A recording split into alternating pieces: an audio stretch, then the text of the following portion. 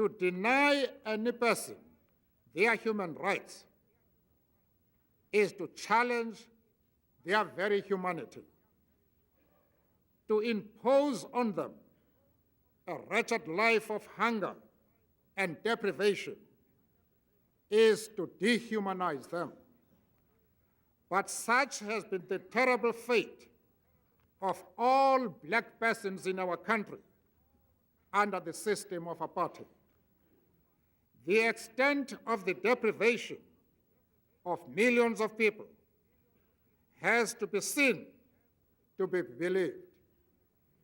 The injury is made that more intolerable by the opulence of our white compatriots and the deliberate distortion of the economy to feed that opulence.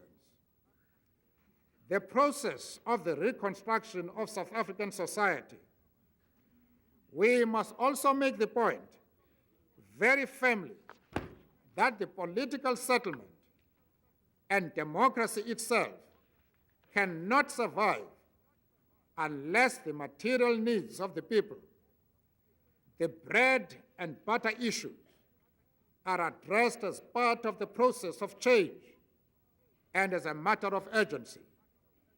It should never be that the anger of the poor should be the finger of accusation pointed at all of us because we fail to respond to the crisis of the people for food, to the cries of the people for food, for shelter, for the dignity of the individual. One of the benefits that should accrue to both our peoples and to the rest of the world should surely be that this complex South African society, which has known nothing but racism for 3 centuries, should be transformed into an oasis of good race relations, where the black shall to the white be sister and brother, a fellow South African, an equal human being, both citizens of the world.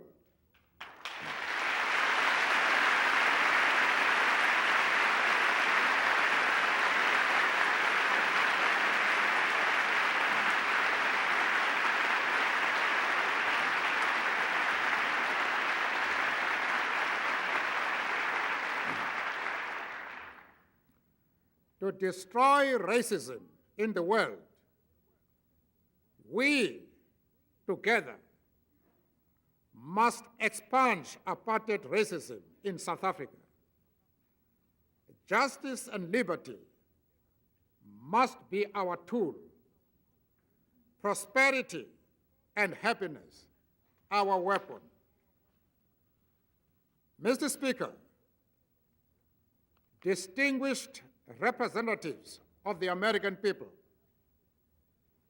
you know this more than we do, that peace is its own reward. Our own fate, born by a succession of generations that reach backwards into centuries, has been nothing but tension, conflict, and death. In a sense, we do not know the meaning of peace except in the imagination. But because we have not known true peace in its real meaning,